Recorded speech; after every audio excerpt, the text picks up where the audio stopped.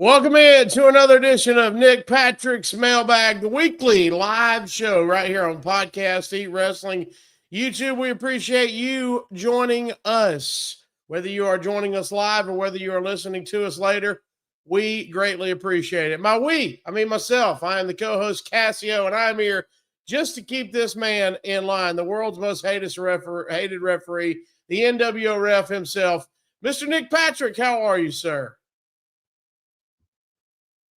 You've got there, man, keeping me in line. That's damn. You might need some assistance. I somehow get through it every week. Yeah, man. We have a blast, man. It's because by the end of the hour, we're holding on for dear life. Yeah, man. We are going to get to as many comments and questions as we can in the chat. So if you're watching live and interacting with us, go ahead and hit us up there. We will get to those. You can also, if you're listening to this not live, you can drop a question under the video, and we'll get to that in the next week's mailbag. And if you want to make sure you not only support the show for this free show you're watching, but also jump to the front of the line and make sure we get to yours, you can also hit us in those super chats.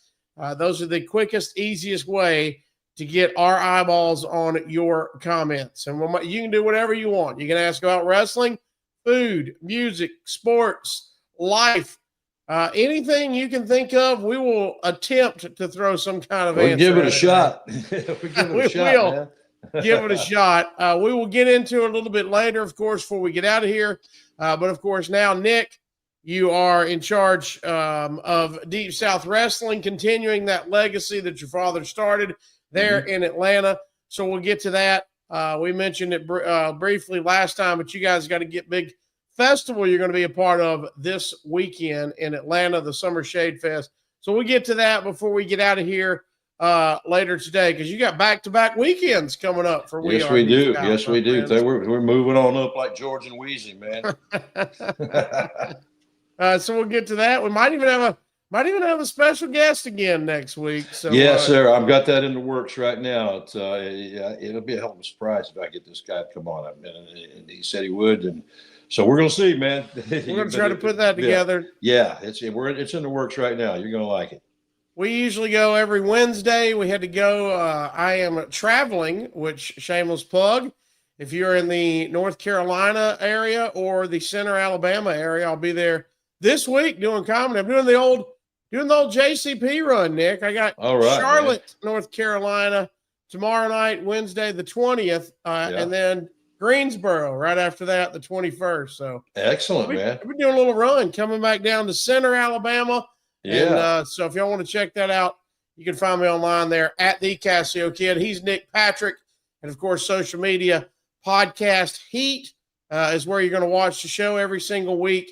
And of course, we are Deep South.com is going to have your links to all the Deep South Wrestling social media, Instagram, Facebook, and their YouTube as well. Plus, you can see all the shows they have coming up live. All right, Nick.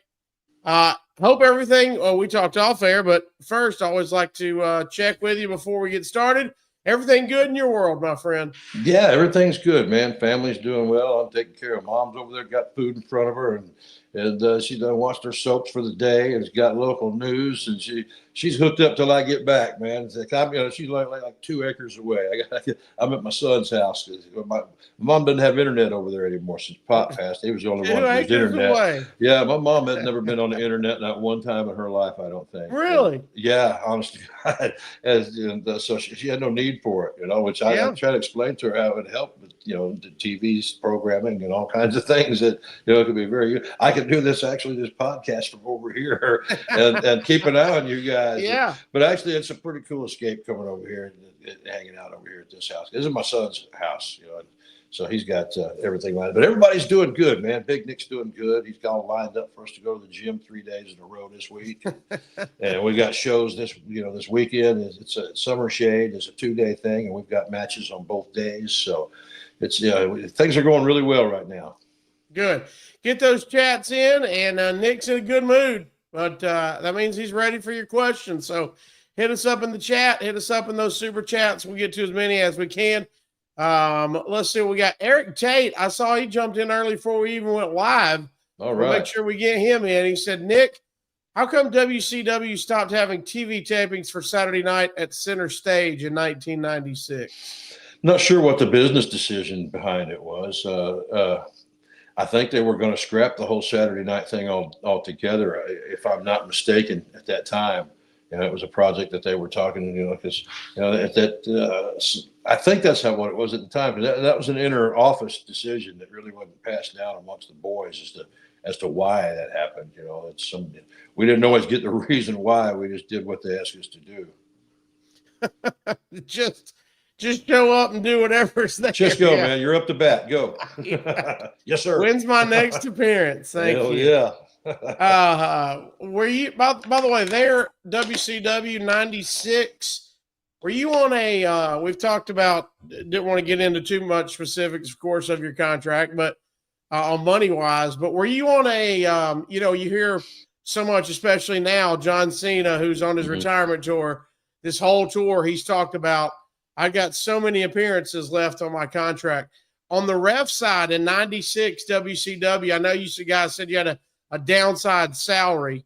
Right. Were you were there a minimum appearances, or did you get more if you did more appearances? No, number of appearances wasn't mentioned in our deal. You were just told to show up. Straight money, yeah. So if you worked one show a month or 7, you were the same. It was gonna be the same. Okay. What did that change at WWF? Now most guys, if they knew that they was only going to use one show a month, they'd put them on a nightly. Okay. But if he was on the regular crew, then you got the same amount, no matter how many days you worked. So that was kind of a sign that they were going to work you. Yeah, once you got on that regular crew as a rep, you were going. You were on the road, buddy. They knew the more they worked you, the less they were paying you, basically, per show. Yeah, so that was what about WWF? Did that change there? Were they on appearances too, or they were the same way? Same way, pretty much, same structure. It's basic downside and or percentage or whatever. And for both companies, I always made more than what the downside was, always, even in tough times. So that was it was okay. All right. Let's see. Tony Flowers from AFS said, "Hey, gentlemen, Nick, all of us wrestling fans have our favorite eras / promotions. Mine happens to be JCP from 85 to 87. What was your favorite era or time in wrestling as a wrestling fan?" As a wrestling fan? Yeah. Well, as a wrestling fan, when I was a kid, we didn't have access to all, we didn't have cable TV and stuff when I was a kid. So all we had was what was there, so I was a Georgia Championship Wrestling guy, and I was, as a little kid, there was Wrestling Wars. They had Gunkel against the Georgia group. They had had a split, and, there was a lot of wrestling history that went down in Georgia, but I would say it was Georgia Championship Wrestling as a fan in high school that because my last couple of years before I actually broke in, I'd ring announce and stuff like when I was in the 6th grade. But as far as getting in the ring and participating and making a living doing it, I didn't do it until after I graduated high school and I was going to college, and I started part-time in the ring. But I watched Georgia Championship Wrestling back in the day when they was running the Omni. And I used to, every now and then I'd go to an Omni show with a couple of my buddies and we'd watch it. I remember back in the day, the big feud that we liked back in the day that I liked was Mr. Wrestling #2 and the Masked Superstar. They had, and 2 had a really good feud with my dad as well. But I was a big Masked Superstar fan as a kid, and I met Bill and got to know him. But as a kid, a teenager, I was impressed because he was such a big guy. He was one of the guys you could tell worked out, and that was at a time where some guys were just big burly guys, but there were big guys that looked like they trained, and Bill looked like he was like a big monster. He had that little mask he had on, made his neck look like a freaking tree stump, at the time. And I was impressed with him. I was impressed with Bruiser Brody too. As a kid, I was like, damn, look at that big, holy shit, Wow. He was just so big and wild, like, holy crap, man. Those guys impressed me. But as far as territories, we didn't, as a kid, I didn't have the luxury of being able to watch all the different territories, So I had Georgia Championship Wrestling would have been my favorite And then he asked, after just a fan, what was your favorite as a fan while you were working as a referee? He said, or were you even able to enjoy the wrestling as a fan while you were working? Thanks, Tony. I didn't really enjoy it as much as a fan when I was working because I You was were in so work mode. because I was gone all the time and workload. And and I told at first I tried to watch everything, but after a while, especially when you have a family and you're going away from them, sometimes you need to unplug. I know I did, and I guess a lot of other guys do. And some guys can just live wrestling 24 hours a day and just and those are guys that I need for helping me with my company. You know what I mean? I have a couple of them working with my companies, especially Eric. He's one of them 24-hour a day wrestling guys, man. There's something that's churning, Yeah. But I have to unplug, man, and I have to sometimes just step away. It's I was like that old Leonard Skinner song. Don't ask me no questions. I won't tell you no lies, man. When I got home, I wanted to go fishing or go do something. I didn't want to talk about business. I didn't even hardly ever watch myself. I didn't realize how much I held onto the ropes until I started watching myself. Really? I didn't used to do that until actually I got hurt. See, in 1985, doctors told me I'd never do anything athletic again with my knee surgeries. Right. And I can jog a little bit, and I can't run because it hurts too bad, especially now. I'm old and I beat up bad knees and back. But I could jog. It would be the best thing I could do. I had no lateral because everything, both my knees was gone, man. I had no just explosive takeoff or quick stop. Me running and diving and sliding and everything was out, and I was paranoid. It was the best way I could make a living, and I knew I could do it. But when you first have bad surgeries off of a really bad injury, it's hard to psychologically get over some of that stuff. And I think that it was kind of a crutch for me because I could pull with my hands either way and get me to get that fast, quick step off by hanging on to them. You know what I mean? And I did it subconsciously. And it wasn't until I went back to WWE and Jerry Briscoe told me about it. And I thought, shit, I started watching back and I'm holding on to the damn ropes a lot, man. And I didn't even realize it, but it was a comfort zone thing for me. And I didn't do it when I was young. It didn't happen until after my major knee surgery when they told me I was done. And then Pop opened up Deep South, and little by little I started training guys, and little by little I'd do a little something in the ring and got to where I like, damn, I couldn't wrestle again, but I could ref again. I knew that I could if I ever had the situation popped up. And sure as hell, situation popped up, man. Started back with Ended up all right. Yeah, it ended up being okay. I got 20 more years run at least out of being told I'd never do anything athletic again. And you said you couldn't run. You got a 20-year run matches with guys and everything, man. I had Jericho match and Hebner match and tag team match with The Rock and those guys. So after being told, your athletic shit is done. Well, I mean, I'm no Adonis, but damn it, I pulled off 20 more years. I stayed on the road, damn it. I said, okay, well, but it took me a couple of years before I could get back in after that surgery. My leg, back then they did surgeries different, and now they've got you on a bike. As soon as the next day, I had a freaking zipper cut down the outside of my leg and about 8 inches on the inside of my leg. And they put a cast on my leg for I think 6 months with my leg bent like that. Yeah, so then it gets scar tissue there. Yeah, so when it unlocked, my leg was locked, bent like the cast was. And little by little, I had to till I got it straightened out, man. And I'm telling you, that was probably the hardest part, was rehabbing it back, because scar tissue will tear loose and you'll get more flexibility when it does. But man, when that scar tissue tears loose, you got to work with it. That is a bitch, man. Oh my God, it hurts, and it'll almost put you in shock. You'll have some of those same feelings that you had when you actually blew it out, man. You'll worried start like you hurt it again. Yeah, you'll start sweating, and your stomach will hurt. You'll be like, oh God, I don't know if you're going to throw up or what, But if you sit there and chill, for a minute, and slowly work through it, you'll realize, holy shit, I've got more motion, But that initial, when you hear that, anytime you hear that inside your body, it's not good. No, you don't want to hear noises. Yeah, when you hear that, some bad shit's about to be. You're going to get some bad news later on, man. I would imagine it's like you hear kind of like the athlete, like a football player would say on you know, you're starting to, I'm sure you felt, like you said, your knees are starting to get a little more achy and you move a little slower afterwards. And then the next day you move.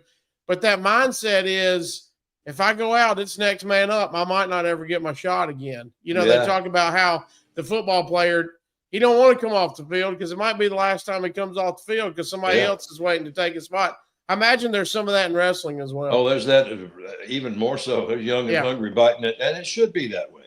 Yeah. That's just a natural progression of life, man. And it should be that way. The young and hungry have got to, and once the key is realizing when you're at that point and gracefully stepping aside, being able to, when you milk it for too long. Yeah. It is hard to do, man. You got to come to terms. Your life is about change. Yep. And a lot of things will be for the better. Some things are not going to be for the better. There's going to be a lot of adjustments to make, but there will be some things that will actually be for the better. And you just got to go for the ride. You can't just, oh damn, it's over. It's when I see some of the kids that lost their jobs and then committed suicide, I was like, are you kidding me? You're so young. Come on, man.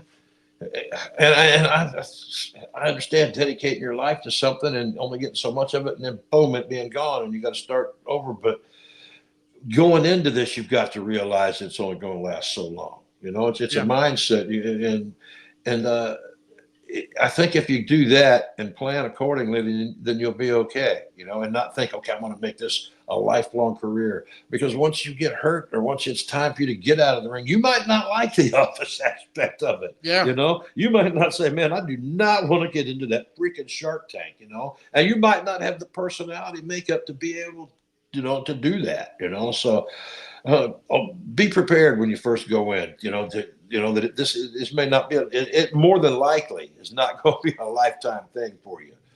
Plan for it not to be. And if it is, enjoy it. But plan for it not to be. All right. Mike D said, first, a little NWO for life. He saw your hat, I believe. Got that NWO hat on. Yeah, I broke out the NWO gear today, man. I was thinking, I had my NWO hat and then my Deep South hat, and NWO was matching my colors today, man. All right. I like it. And then said, Nick, what was it like being choke slammed by the Giant in WCW? Oh, he was good. I mean, it's a bump. Anytime you take a choke slam or a power bomb, it's a bump from whoever you take it from. But he protects you. He would get you up and he'd lay you down flat. It's all in if they protect you and lay you down flat. That was an easier bump. I had him press slam me over the top rope out onto some guys one time. That was a harder bump to take. I don't know what the hell I was thinking. I was gung-ho when they were getting heat on me. I'm like, yeah. I think back, what a dumbass. But it looked great, and it got on the cover of a magazine and everything, man. It was a good bump. But anytime you take a choke slam or a power bomb, I don't care. Even if you take it right and land right, it's not you ain't landing on a trampoline. It knocks the wind out of you. You got to land right, but man, there's a jolt there, and you got to take a second. And it's good that you should sell it, because you really don't have a lot of damn choice. You got to get your shit together for a second before you ain't just jumping up. If you do, you're a dumbass anyway. So, yeah, just lay there and get your wits about sell it, kid. No shit. What do you remember? What do you remember about meeting the Giant when he comes in? It was funny. This past weekend, me and a couple of friends were hanging out and ended up watching some old match, some old WCW pay-per-view, and Giant was there and watched him, and I actually said out loud, because I had just seen him at the Starrcade, the Starrcade convention around the AEW. And, I've seen him a couple times in the past couple of years. You see how huge he is, but also, he's had a bunch of surgeries, neck and back and knees, and of course, everything like most wrestlers have. But watching that pay-per-view, you forget, one, how long of a career he had, and two, when he first came in, WCW Giant, man, he was lean, mean, he could move. He was doing crazy shit too, trying to come off the top rope and doing stuff. They're like, dude, he you're can a giant. move fast. You're not a luchador. You're the freaking giant. What Yeah. are you doing, man? Talk about when you saw him first come in. Well, before they put him in the ring, he was a power plant guy. So, I knew they was working with him. So I'd met him then. And everybody pulls for the young guys when they get their break. And then, and they bring people in. It's okay, get him ready. It's not like, is he going to be ready? It's get him ready, So that was, and they did. And he was, they worked his ass off, and he worked. He did it, and he learned. But he was a good guy, just a young green guy, gung ho, ready to do business, and had older guy. You'll see him if you listen to some of his interviews. Younger guys, especially when they get thrown into top spots like that, they're getting thrown into the Shark Tank, man. They get taken advantage of a lot, and they don't realize that until about 15 years down the road. They go, damn, wait a minute. Them some bitches. Man, I also heard him talking at that Starrcast about how he, at first, when he was young and first started, getting thrown in the fire, like you said, they had him traveling with Flair. Somebody finally pulled him to the side and said, "Hey, if you want to make it, you can't travel with him anymore. No. Y'all two cannot hang out." Yeah, he'd have been preserved in alcohol by the time he was 25 because he was young. And but he'd have been by 30 years old. He'd have been preserved in alcohol. And no matter how young you are, Ric Flair can out-party you. So, oh yeah, he was nuts. You can't try to hang. No. He was like, man. Bless his heart. He had his alcohol content. If Rick ever caught on fire, it'd take 2 weeks to put him out. Yeah, that's why he won't die. He's pickled. He's a zombie by this preserved, man. He is preserved. Speaking of traveling, here's one. Ibizan Arroyo said, "Who did you drive with on the road while you were at NWO ref? Did you ride with the group, or did you break kayfabe and drive with WCW talent?" I rode with other refs most of the time. I rode with Mickey J a lot. I had different ref buddies that rode with me. And Lash LaRue would ride and jump in. There's different guys that would jump in with you. But most of the time I traveled with different refs back then. Because I traveled with Book and I traveled with Teddy Long if he was there. But Teddy and them had moved by the time I was doing NWO. The Book was there. But I traveled with different people, at different times. And during the NWO period, I traveled a lot with Mickey J and different friends. So did they ever say, "Hey, Book's not in NWO, don't travel with him"? No, they don't tell you what to do. They didn't care by then? No.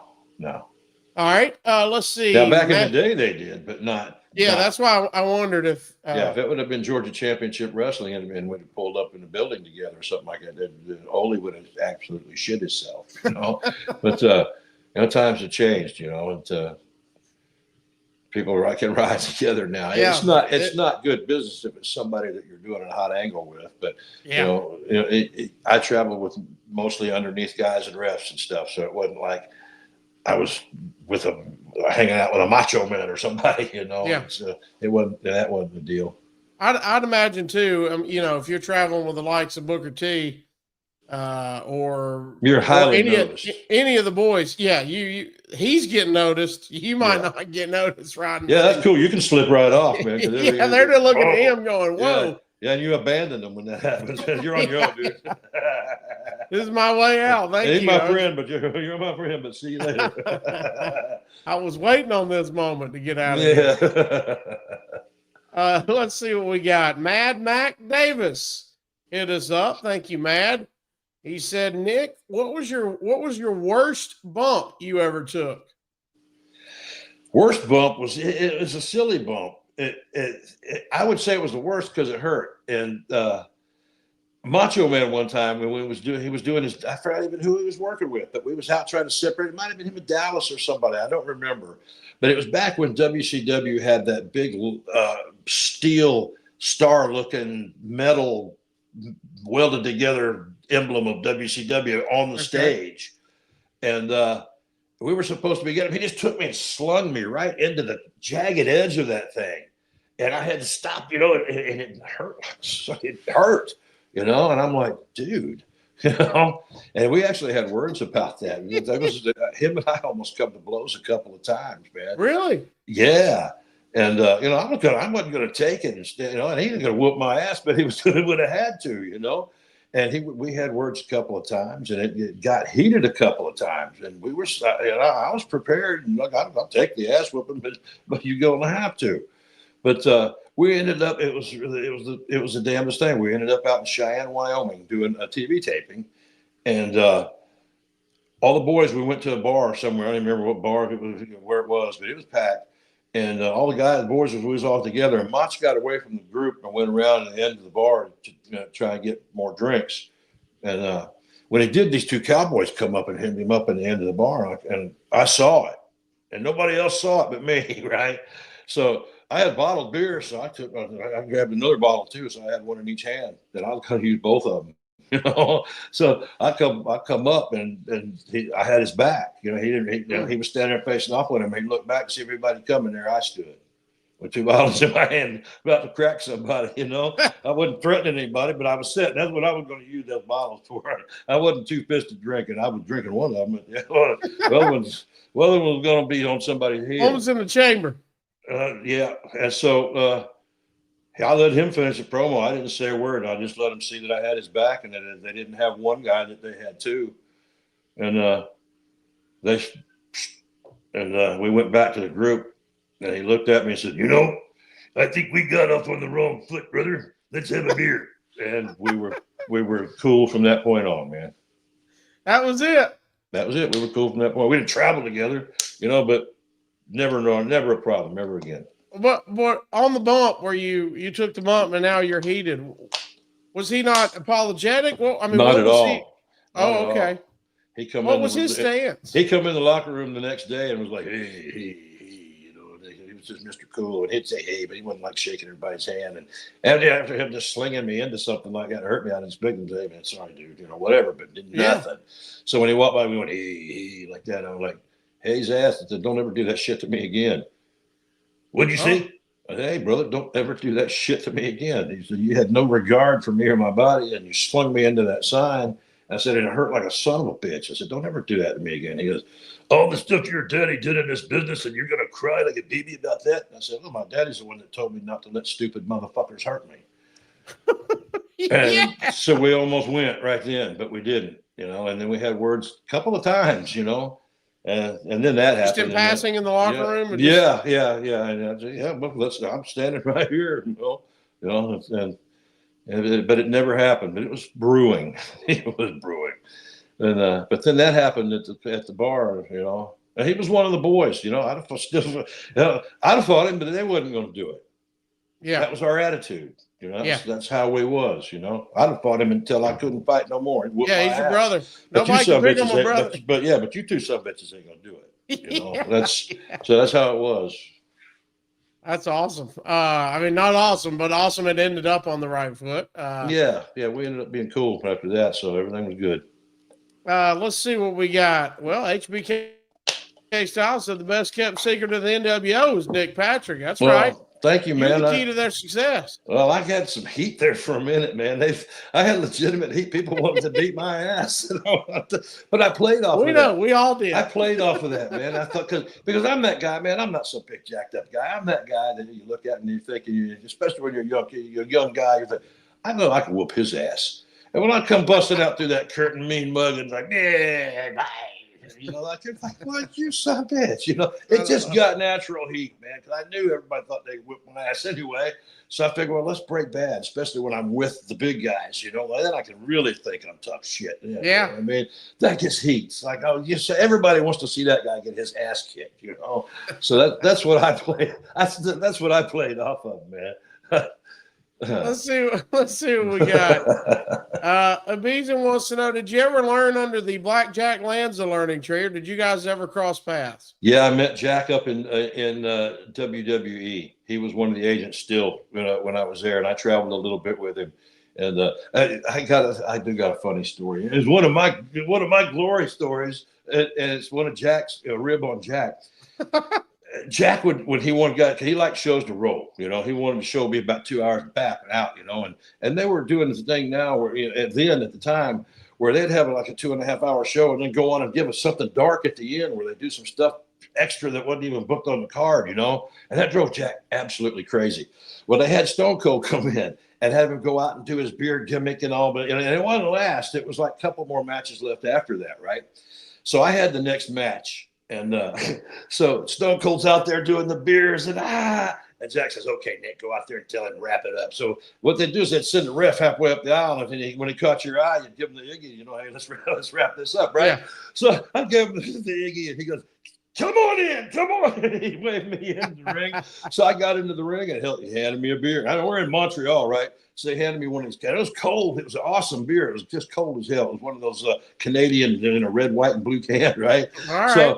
So I popped that sucker, and I said, "Man, I got a crowd. I'm going to do that." I chugged that son of a bitch, legit shoot. I didn't just split. I chugged that son of a bitch, and then I crunched the can and tossed it, and the place went, that popped like hell, man.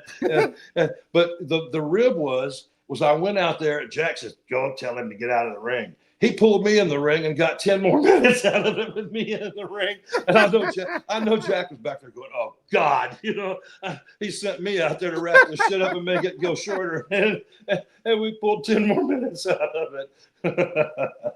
Jack, yeah, he had to be steamed, but he couldn't say anything to Austin. No, he wasn't going to say no. No, and nobody said anything to me. And the crowd's loving it, so he's like, yeah. Oh, yeah. And I had been out earlier, and I had a little, so chugging that beer after going outside and having a little peep and chugging that beer out of the next match, I thought, damn, I feel good out here, man. I think I don't have to hold on to the ropes. I can run and slide. Those are the best your knees ever felt. Oh, night, man. I was going to do kip-ups and shit, man. Yeah. That was good. Blackjack Lanza today. All right. Super guy. Super nice guy.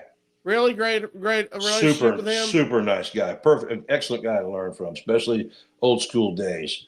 They had trouble transitioning into new days or new school train of thought, but old school storyteller. The best old school storyteller was Pat Patterson, but Jack was excellent and a super nice guy. All right, Eric Tate wants to know: is Deep South Wrestling on TV yet? No, we're not on TV yet, but we are trying and negotiating right now, and we are actually in the works of within the next couple of weeks, possibly shooting a pilot to shop with. So things are working, man. Things are working. We're putting things together because we didn't start this off with a backer. Everything we do, we generate ourselves. And I wanted it that way. So we're not beholden to anybody. Nobody comes to us and tells us we're the bear shits, and that ain't happening here. We're doing what we do. I've got partners. We get together. We talk about the direction we're going to go and how we're going to get there. And then we go and we do it and we generate it. And if we don't generate it, then we go without it, and we keep working until we do get it. And so I think it'll make us last longer in the end and make us stronger. And it'll be something that I can pass down to my next generation and that my partners will be able to do the same. That's my goal. Sure. And I don't want to be the same as everybody else. If you watch Deep South, you'll see that we're different. I'm about the people that are trying to dedicate their lives to break into the next level. And they're presenting the next level. I'm presenting the kids that I think have the ability to break through to the next level, and I'm bringing them in and giving them a chance to showcase themselves so that they can try to break through to the next level. But that's what I'm focusing on. I think Eric and everybody else, the best way as of right now, if you want to check out what they've got going on, they have a very active YouTube channel. So you can go check that out. And that is Deep South Wrestling. I was just looking some of the things you guys have put up there, Nick. Yeah, we just put up about 4 matches from recent matches. So yeah, Nagicism and Jacob Johnson and Apollo Prince. Excellent match. That's where Nagicism turns. We got Audrey Allen versus Gemma Jules. Yes. That's a title match as well. Saul Renaro and Caleb Conley and Stunt Marshall and DJ Smoke in a 4-way. And you've also put up... Those were former Deep South Tag Team Champions against the current Deep South Tag Team Champions. How about that? One. Yeah. So, and when Pop closed down, back and he shut the doors. Those kids were still champions and nobody beat them, Caleb and Sal. And so, the belts retired at that point because Deep South shut down for a while. Pop kept his LLC open and stuff, but as far as running shows and booking people and stuff, that, we had stopped doing that. But nobody ever beat those kids for those titles, And when we restarted, I found the titles. Those are the same titles too. So we had awesome. A tournament, and those kids contacted us and said, "Hey, we're available, and nobody's ever beat us for those titles. Somebody else is wearing our titles." And I said, "Well, let's see." So we brought them in, and it's an excellent match. You got to check it out. Also up there, I just saw you got Hollywood Hunter James versus your boy Cowboy James Storm. Yes, Cowboy James Storm. I like that kid a lot, man. He's next level, and he brings something to him, especially with our brewery shows, man. That's his gimmick fits right in perfectly. Perfect.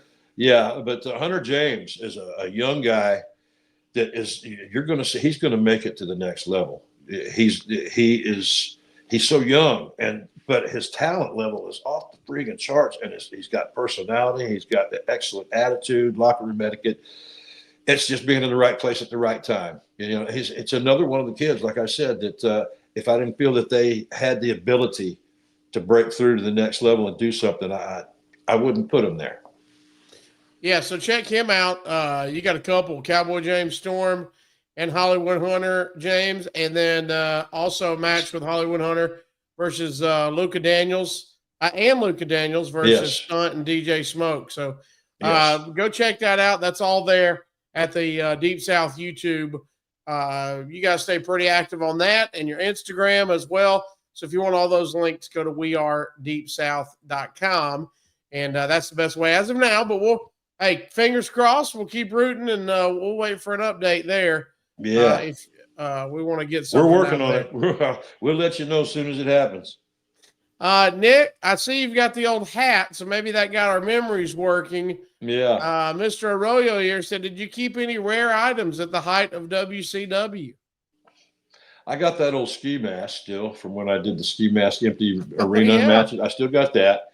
And they put out these little stuffed animal werewolves that had, when the Wolfpack come out, that had NWO shirt on it, a little stuffed animal werewolf. I found one of them that I had that I didn't realize I had it.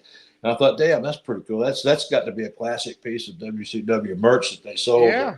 From that era of time. So I have that, and I got a couple of my old shirts from WWE. I got a couple. I think I still got a couple of the blue ones and a couple of striped ones from when I was on Raw. But that's really about it. As far as I had most of my old stuff I gave to other kids. I had boots and stuff from when I wrestled that I gave to somebody that was the kid that I trained that was needed boots. I gave him my boots. And so a lot of my old gear is gone. I sold or gave away or wore out. So but I do have as far as memorabilia stuff especially from that era. I do have the original ski masks that they went around. They wanted to get a mask for me and they didn't have one made, so the runner just went and grabbed a ski mask, man. So when he grabbed that ski mask, I thought to myself, well, the first thing that came to my mind was that movie Dirty Harry. And you remember the Scorpio Killer when he wore that damn ski mask and he had those crazy ass looking eyes underneath the ski mask. That's what I tried to emulate sometimes. I thought, because I'm always trying to break bad, like I'm Billy Badass anyway, right? So I tried I'd pull that thing on tight and trying to bug eye it. If I got a chance to give them the bug eyes, man. I was trying to do a Scorpio tribute, I guess you would call it. You gotta get some neck braces too. I imagine people. Yeah. That was a fun time too. That was damn hard. You sweat that thing. It was already sweaty anyway, especially when we wore them blue shirts with the bow tie. I hated wearing that outfit. I know it looks like it presents a certain look and all that. And if you're trying to present that look and that feel, then cool.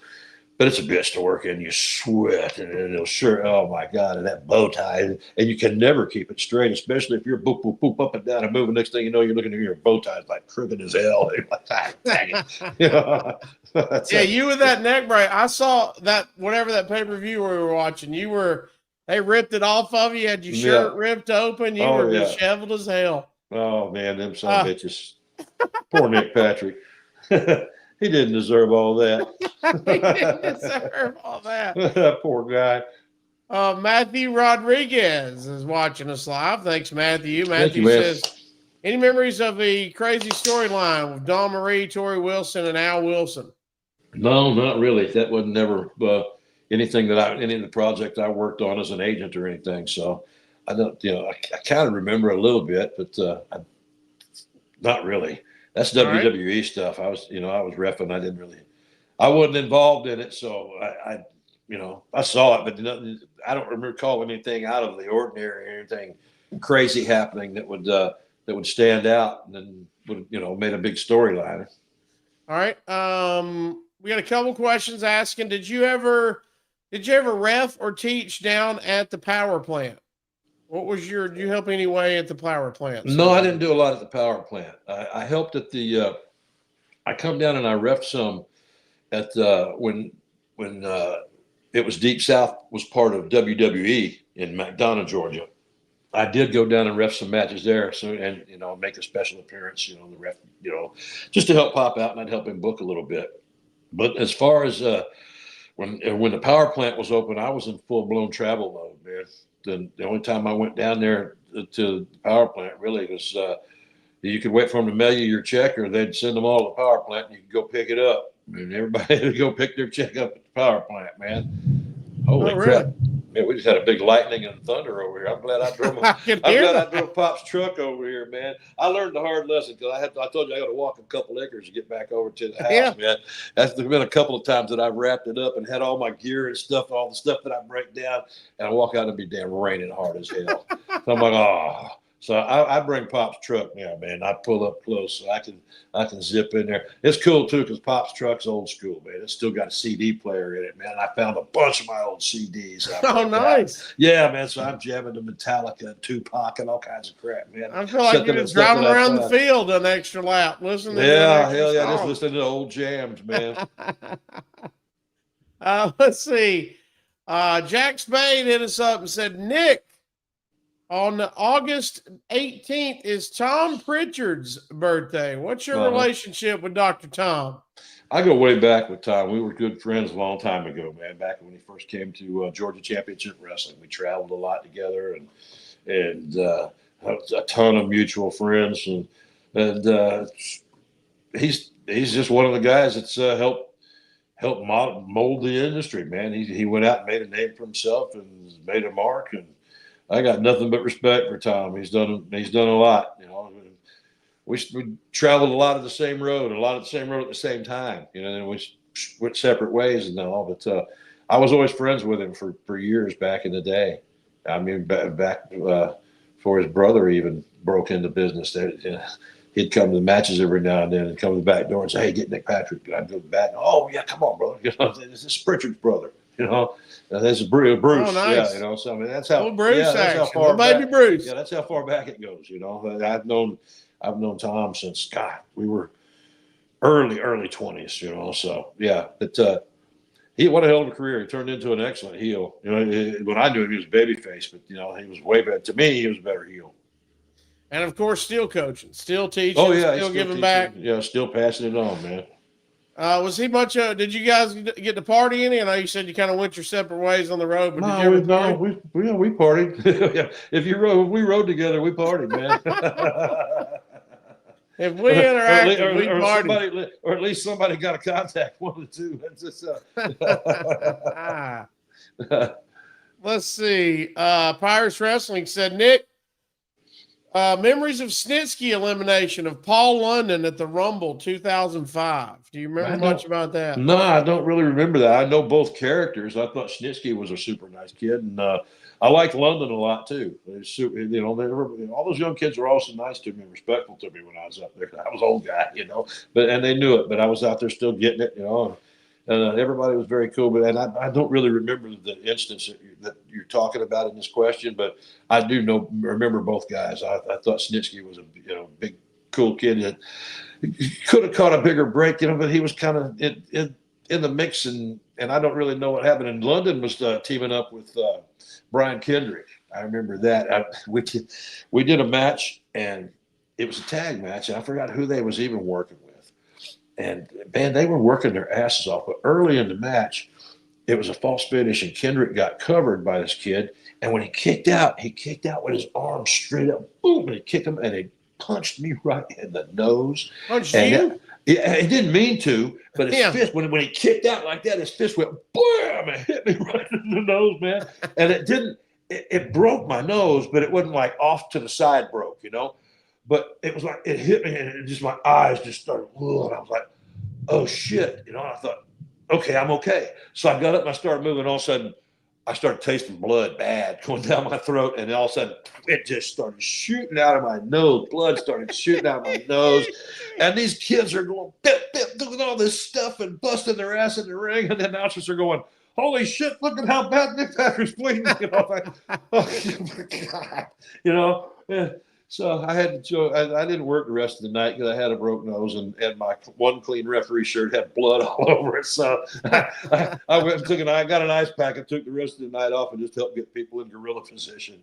What was that? The kid didn't mean to. You know, it's just, you know, shit happens. That was Kendrick in London. Yeah, Kendrick in London. It was Kendrick. That was 05 to 08. Yeah. When do you think that was? Do you have any idea who it was? Yeah. I don't remember who they was working with. It was on TV though. And it wasn't a Raw or a SmackDown. It was a TV. It was a match that we did for another one of their TVs that they had. They had another something. It wasn't like, it was like Saturday night, but it wasn't Saturday night. But anyway, it was one of those. It was before even the show started. You know, they would record 2 or 3 matches. And before the show even started. Oh man, I got it knocked. I hadn't anybody punch me in the nose that hard trying to, man. That's it. He hit me. They had I was trying to see, they had a feud with the world's greatest tag team for a while. These were some kids that they were getting over on. So it wasn't like it was an angle match. It was a TV that they, you know, where they had some kids. A house show in South Africa with Cade and Murdoch. Wonder if that was it. No, it wasn't it. This was a TV. It was a TV here in the States. I got it right. Bat. And they had a run with Carlito and Santino. Yeah, it wasn't any of the name guys. It was a couple guys. It was somebody they were going over. Yeah, it was somebody they were going over on. How about that? Little flashback there. Yeah. Let's see what we got. Amarillo Jim hit us up. That's fun. He says, Nick, was there ever a time you saw a finish get completely changed in the middle of the match, and who made that call? Only as a rib one time. You know, that doesn't happen in a major. You know, I have gone out there when they said to find out who they're taking as a heel or who they're taking as a baby face, and then if they're doing this, we're going to either go this way or that way, depending on who they're taking. You know, I have done that before, and I can't remember even who depending on the crowd reaction. Yeah, but you generally, and we did it one time where and it was a rib on the young kid. I forgot who it was. He was working with an older guy, and it was back in Georgia Championship Wrestling days. And the kid covered him, and the old timer held on to him, man, and just laid there. And I went 1, 2, and he didn't hit it. I got the 3, and the kid was like, he wasn't supposed to go over, and now all of a sudden he's just gone over, and it's like, and he's afraid that he's going to go back to the curtain and Ole's going to kill him. But they already knew he was going to let him go over. Yeah, but he was like, "Oh yeah." He smartened me up. The old timer smart me. Hey, we're going to. That's great. The kid thinks we're going to do this, but I'm going to hold it down. So I knew what was happening. I knew to hit it. And it was a rib on the kid. But as far as them changing something and the guy just changing it, nah, that hadn't happened. I'm sure you had a couple with injury, right? Oh yeah, I have. Yeah. I've had injuries. I had Booker T and Matt Hardy one time in Atlantic City, New Jersey, and Matt hit Booker with something and covered him. And 1, 2, I went to count. Booker didn't kick, man. I stopped. I was like, "What the hell?" And Matt got up off him and looked at him, and I just grabbed Matt and pushed him back in the corner. And I went down to check on Booker. And now I'm like, okay, I got to cover how this. And Booker says, you should have counted, man. I'm hurt. I can't kick out. And I didn't know. Oh, I was counting on him kicking out, because I trusted, but he didn't say I'm hurt. I didn't know. right. But I pulled it, and so I stopped, but I tried to make it look like I pulled it and stopped because I knew he was hurt. So, and then I ended up stopping the match and awarding it, because Booker he did something to his lower back. I mean, it wasn't, surgery requiring, but something. He was locked up. Something was out. He wasn't continuing the match at that point, or even was able to kick out. If he'd told me, I could have done something different, but I didn't know.